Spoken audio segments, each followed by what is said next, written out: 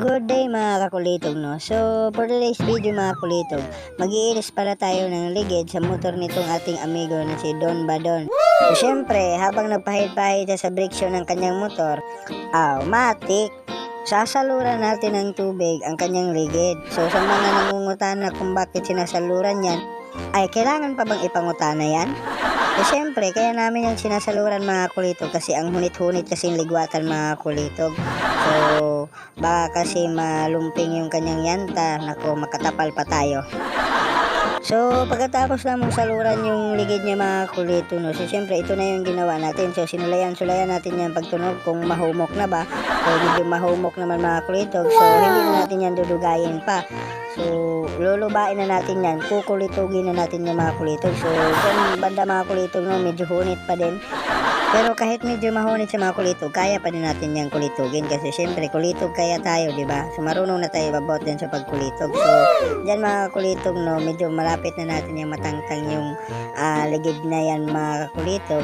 So diha na part mga kulitog, malapit na natin yung maukap na, no. So ayan, naukap na yung diyan banda mga kulitog. So kukuhain na natin yung interior mga kulitog. So huwag mong kalimutan mga kulitog sa mga nangungutana kung bakit may interior yan. So hindi yan tubeless.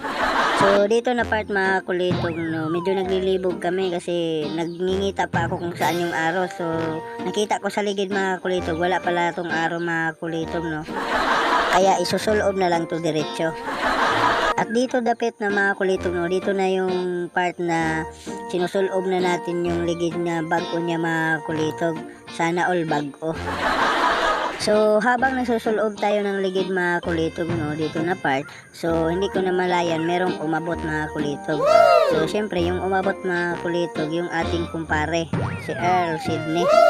So, sa lahat ng hindi nakakabalo mga kulitog, no, so, itong kumpare ko mga kulitog is matinabangon pala ito mga kulitog. At saka mga kulitog, sa mga magpapaayo ng cellphone, yung kumpare ko, ang mag-aayo. At saka dito dapit mga kulitog, no, ito na yung part na binubumbahan na nila yung ligid. Hindi yung bomba na bumubuto mga kulitog, no. So yung bomba na pang pahangin mga kulitog. So dyan ang part mga kulitog, makikita nyo na binubumbahan na ng tag-iya yung kanyang ligid. Ay, ligid. Ligid lagi. Sabi na kong sayop ko. At dito dapit mga kulitog, ito na yung part na nahuhuman na namin pagpagahi yung kanyang ligid. So ito na rin yung part mga kulitog na iuuli na natin yung ligid sa kanyang bubutangan. So dyan mga kulitog, no, inuuli na natin yung mga kulitog. So tinatabangan na namin yung tulo mga kulitog. So syempre andyan din yung tag-iya mga kulitog, no, padungaw-dungaw lang mga kulitog, no, mura maglaing. So syempre sa hindi madugay mga kulitog, ito na yung pastada ng kanyang motor mga kulitog. So dyan mga kulitog, no, binubumbahan pa nila yung mga ligid mga kulitog, no. So inuustruhan yung ligid na pagbomba mga kulitog. So hindi pa siya kontento sa kagahi mga kulitog. Gusto niya kasi na magahi talaga yung kanyang ligid mga kulitog. So yun lang siguro mga kulitog. Salamat sa watching.